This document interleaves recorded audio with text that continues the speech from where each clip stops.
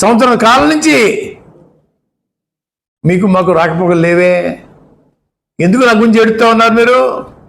బిందులు కళ్ళ నీళ్ళు గచ్చేస్తా ఉన్నారే.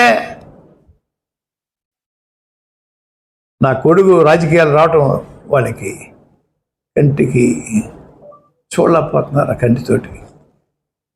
ఇంకో మాట చెప్తున్నాను,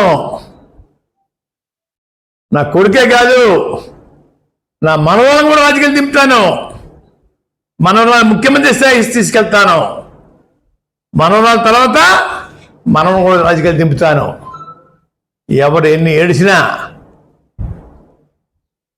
ఈ కార్యక్రమం పూర్తి చేస్తాను. ఏడిసేవాడిని ఇంకా ఏడ్పించడం కోసం నా మనవరాలు రాజకీయాలు దింపుతాను. ముఖ్యమంత్రి స్థాయికి తీసుకెళ్తాను. మనవరాలని కూడా తీసుకెళ్తాను రాజకీయాల్లోకి. వదిలిపెట్టను. ఎవడో ఏడుతున్నారని చెప్పేసి వదిలేస్తాను రాజకీయాలు. నేను వీళ్ళకి నాకు సంబంధం ఏంటి అయ్యా?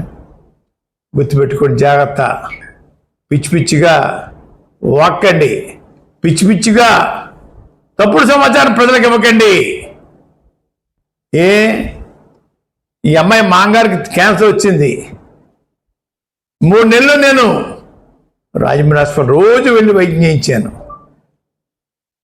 ఈ అమ్మాయి 3 వారానికి 10 రోజులు వచ్చి చూడడానికి హలో అంతే. వీళ్ళు సేవ చేశారట తల్లికి. నా కొడుకు 24 గంటలు సేవ చేస్తుంటే ఏడుతూ ఉన్నారు వీళ్ళు. వారం రోజులకు 1 గంట సేవ చేసి